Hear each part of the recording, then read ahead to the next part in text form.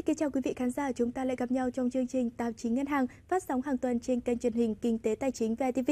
Thưa quý vị, với hơn 90 triệu dân, trong đó có tới 60% nằm trong độ tuổi lao động, Việt Nam được xem là một trong những quốc gia có ngành tài chính tiêu dùng giàu tiềm năng.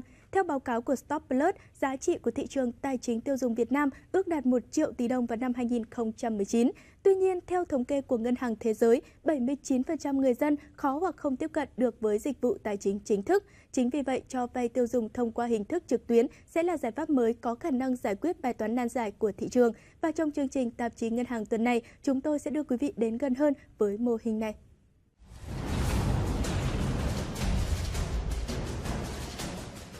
Thưa quý vị, xuất hiện lần đầu tiên ở Anh, mô hình cho vay ngang hàng trực tuyến là hệ thống kết nối đầu tư ngang hàng trực tuyến, đóng vai trò cầu nối giữa nhà đầu tư có vốn với các cá nhân cần vốn nhưng không tiếp cận được với ngân hàng.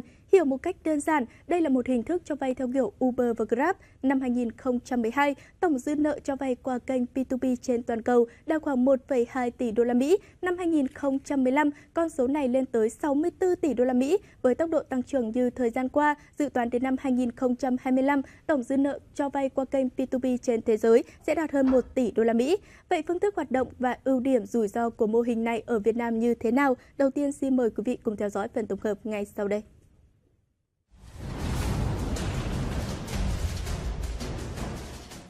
Cho vay ngang hàng hay gọi đúng hơn là cho vay trực tuyến Peer-to-Peer Lending, viết tắt là P2P, là mô hình kinh doanh sử dụng nền tảng công nghệ để kết nối nhà đầu tư với cá nhân hay doanh nghiệp muốn vay, không thông qua trung gian tài chính truyền thống như ngân hàng thương mại, công ty tài chính hay quỹ tín dụng.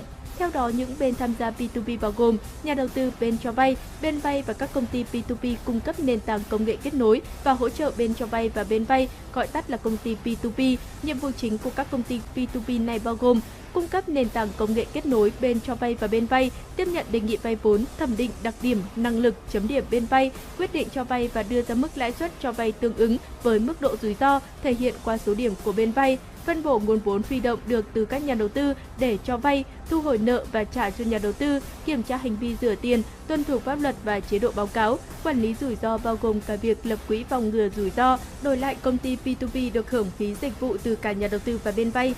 Mô hình cho vay này xuất hiện đầu tiên tại Anh Quốc vào năm 2005 với công ty P2P đầu tiên là Zopa. Hiện nay công ty này vẫn lớn nhất tại Anh Quốc với doanh số cho vay năm 2017 đạt 1,3 tỷ đô la Mỹ, doanh thu 61 triệu đô la Mỹ và từ đó phát triển nhanh chóng trên thế giới. Theo thống kê năm 2012, tổng dư nợ cho vay qua kênh P2P trên toàn cầu đạt khoảng 1,2 tỷ đô la Mỹ. Năm 2015, con số này lên tới 64 tỷ đô la Mỹ và dự báo có thể lên tới 1.000 tỷ đô la Mỹ đến năm 2025.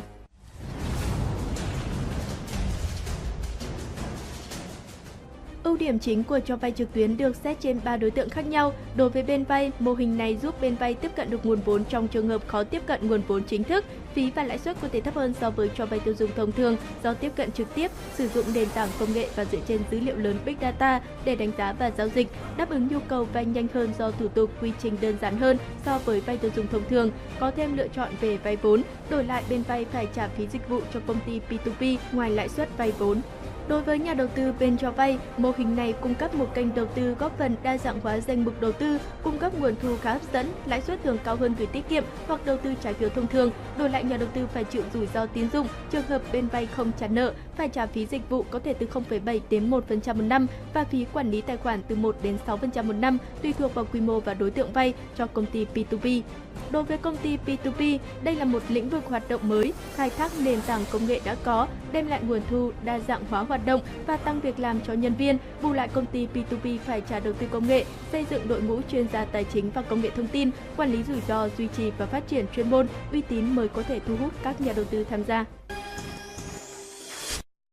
Chúng ta đã biết đến khả năng kết nối mạnh mẽ như thế nào của Uber và Grab trong giao dịch vận chuyển. Đó cũng chính là tính ưu việt của nền tảng công nghệ kết nối. Vì vậy, trên nền tảng công nghệ số, việc cho vay online sẽ tiết kiệm thời gian. Không những thế, khoản vay của bạn có thể được chấp thuận chỉ trong khoảng 72 giờ. Các hồ sơ yêu cầu cũng giảm hơn so với ngân hàng.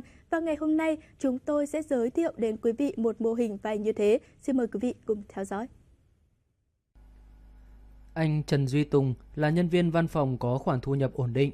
Tuy nhiên, anh vẫn sử dụng dịch vụ cho vay trực tuyến cho nhu cầu tiêu dùng đột xuất hay giải quyết những khoản vốn nhỏ cần gấp thay vì ra ngân hàng với thủ tục rườm rà.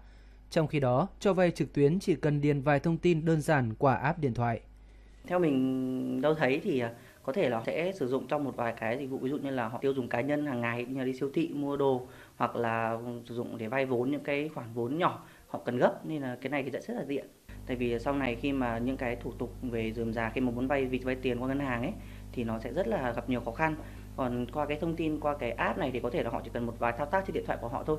Phía công ty P2P cũng cho biết, đa số khách hàng tìm đến họ để giải quyết nhu cầu vay tiêu dùng mà họ khó được đáp ứng khi tìm đến vay vốn ngân hàng. Khi khách hàng đến với vay mượn thì họ sẽ biểu đạt luôn cái mục đích của mình, đấy chính là vay vốn tiêu dùng.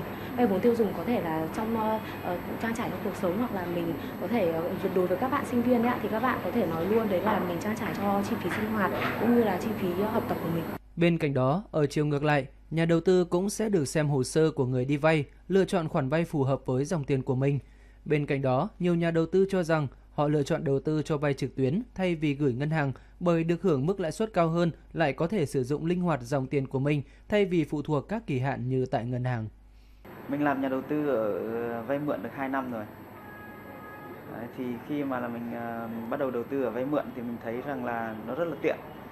Đấy, thứ nhất là bạn có thể đầu tư bất kể lúc nào. Đó, và cái thời gian mà bạn đầu tư ấy thì nó cũng rất là ngắn, nó chỉ khoảng độ 30 ngày và có thể thậm chí là 20 ngày thôi. Đó, thì vì cái lãi suất nó còn cao hơn là lãi suất ngân hàng.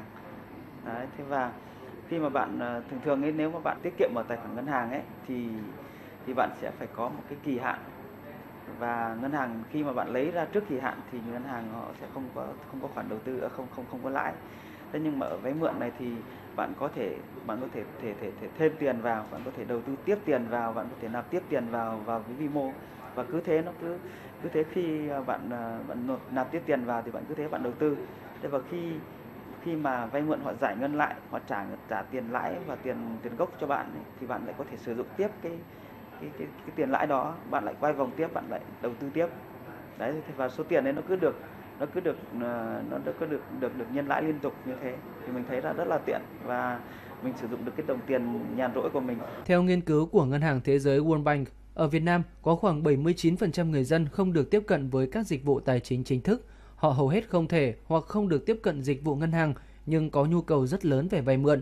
Mô hình công nghệ cho vay ngang hàng sẽ xóa bỏ tất cả các rào cản e ngại khi người Việt muốn vay vốn nhanh cho những nhu cầu thiết yếu và chính đáng. Với những tiềm năng và lợi ích dành cho khách hàng và nhà đầu tư lớn đến như vậy, thì quy trình tham gia thị trường này sẽ như thế nào? Và so với các hình thức vay vốn truyền thống, thì tính ưu việt của nó là gì? Để trả lời cho câu hỏi này, phóng viên VITV đã có cuộc trò chuyện với bà Trang Đào, co-founder và COO của công ty vay mượn.vn. Xin mời quý vị cùng theo dõi. Đầu tiên thì xin được cảm ơn bà đã dành thời gian tham gia chương trình Tạp chí Ngân hàng cũng như là trả lời phỏng vấn của kênh truyền hình VITV. Chào các anh Hiền, chào khán giả. Vâng, thưa bà, câu hỏi đầu tiên mà tôi muốn dành đến bà đó chính là bà có thể chia sẻ về quy trình giữa người đi vay và nhà đầu tư tại sàn giao dịch vay mượn.vn được không ạ? Quy trình mà khách hàng tiếp cận với cả nhà đầu tư thông qua ứng dụng vay mượn là khi mà khách hàng có nhu cầu vay một khoản tiền nhỏ thì khách hàng có thể là tải app vay mượn ở trên iOS hoặc Android, và sau đấy thì khách hàng sẽ điền các thông tin cần thiết, và sau đấy thì thông qua ứng dụng vay mượn thì chúng tôi sẽ thẩm định khách hàng và phân loại khách hàng, và sau đấy thì duyệt khách hàng này được vay hay từ chối khách hàng, và sau đấy thì gửi đến cho nhà đầu tư.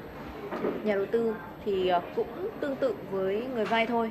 Khi mà nhà đầu tư có một khoản tiền nhàn rỗi và muốn sinh ra một lợi nhuận có thể là thu nhập, đấy gọi là thu nhập thụ động, thì nhà đầu tư sẽ tải app là vay mượn _ nhà đầu tư, và sau đấy nhà đầu tư liên kết ví điện tử của nhà đầu tư vào.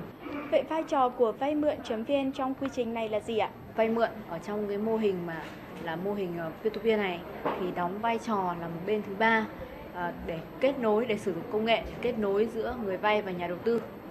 Và vay mượn thì ngoài việc kết nối thì là còn thêm cái vai trò đó là đánh giá tín dụng, xếp hạng người vay để đưa sang cho nhà đầu tư những cái thông tin đã qua sàng lọc. So với rất nhiều hình thức vay mượn truyền thống khác thì tính ưu việt của vay mượn.vn ở đây là gì? Thưa bà có thể chia sẻ được không ạ? So với cả các mô hình truyền thống khác thì mô hình của vay mượn ở đây là vay hoàn toàn online, không gặp mặt, không thế chấp, và cái thủ tục thì rất là nhanh gọn. Thời gian thì là giải ngân để có được một khoản vay thì cũng rất là nhanh. Vâng thưa bà, vậy với những khoản vay nhỏ như thế này cùng với việc nhà đầu tư không gặp mặt trực tiếp và không có mối liên hệ với người đi vay, vậy thì liệu có dễ xảy ra rủi ro cho nhà đầu tư không ạ? Như bạn biết thì những người vay tiền ấy chỉ được vay những khoản vay rất là nhỏ thông qua ứng dụng của vay mượn. Ở đây trung bình là chỉ khoảng tầm từ 3 đến 5 triệu thôi. Thì người ta sẽ không vì những cái khoản vay nhỏ như thế để ảnh hưởng đến những cái mối quan hệ của họ trong xã hội, cũng như là cái uy tín danh dự của bản thân họ trong xã hội, tương đương với việc là nợ xấu rất là thấp. Vì vậy thì đồng nghĩa với việc là nhà đầu tư sẽ rất ít có rủi ro. Vâng thưa bà có thể chia sẻ về mức lãi suất của người đi vay cũng như nhà đầu tư được hưởng tại vay mượn.vn là gì được không ạ? Hiện tại bây giờ thì chúng tôi đang để cho người vay và nhà đầu tư là hai cái mức lãi suất này nó sẽ tương đương với cả theo quy định hiện tại của pháp luật hiện hành, và đang là để là 1,5% một tháng, và cái lãi suất này thì là sẽ sau khi người vay tất toán thì là sẽ được chuyển thẳng cho nhà đầu tư. Bà có đánh giá như thế nào về tiềm năng của lĩnh vực cho vay tiêu dùng ở Việt Nam hiện nay cũng như là trong tương lai? Cái lĩnh vực mà cho vay tiêu dùng ấy thì phát triển rất là lớn, và theo dự đoán thì là sang năm 2019 thì cái việc mà cho vay để tiêu dùng sẽ tăng trưởng đến khoảng 14% một năm, tức là tiềm năng thị trường này rất là lớn. Còn đấy là tiềm năng, còn về mặt cung và cầu thì mình có thể nhìn nhận hai khía cạnh như sau. Đối với cả nhu cầu của khách hàng ấy thì thế hệ Y là cái thế hệ mà là thế hệ bây giờ, tức là những đối tượng khách hàng trẻ 9X thì rất là thích sử dụng công nghệ, và cái xu hướng update công nghệ cũng rất là nhanh và sẵn sàng tìm đến những cái mới, cũng như là rất thích cái sự mà vay tiêu dùng thoải mái, nhanh gọn và lẹ. Đấy là cái nhu cầu tiêu dùng. Thế còn về cái phía đấy là nhu cầu, còn về phía cung ấy thì cái sự mà ứng dụng của khoa học công nghệ thì rất là cao. Hiện tại bây giờ thì việc mà áp dụng AI, áp dụng machine learning hay big data vào trong cái quá trình làm việc hay quá trình tự động hóa đang được ứng dụng rất là phổ biến, cùng với cả cái chất lượng đội ngũ nhân sự trong lĩnh vực công nghệ thông tin, thì cái việc mà phát triển các vay ngang hàng này gần như là rất là tiềm năng. Cảm ơn bà đã dành thời gian tham gia với chương trình Tạp chí Ngân hàng cũng như kênh truyền hình ViTV. Nhân dịp năm mới thì xin kính chúc bà thật nhiều sức khỏe và thật nhiều thành công trong năm 2019 này ạ. Xin cảm ơn và hẹn gặp lại. Cảm ơn thầy Hiền. Cuộc trò chuyện vừa rồi cũng đã khép lại chương trình Tạp chí Ngân hàng tuần này, và trong chuyên đề tuần tới chúng tôi sẽ tiếp tục cùng quý vị tìm hiểu về mô hình cho vay ngang hàng cũng như những lợi ích và rủi ro còn tiềm ẩn của mô hình này. Chân thành cảm ơn sự quan tâm theo dõi của quý vị. Quý vị có thể xem trực tuyến hoặc xem lại chương trình trên website vitv.vn, và đừng quên cập nhật thông tin qua Facebook của kênh truyền hình Kinh tế Tài chính ViTV. Còn bây giờ xin kính chào và hẹn gặp lại.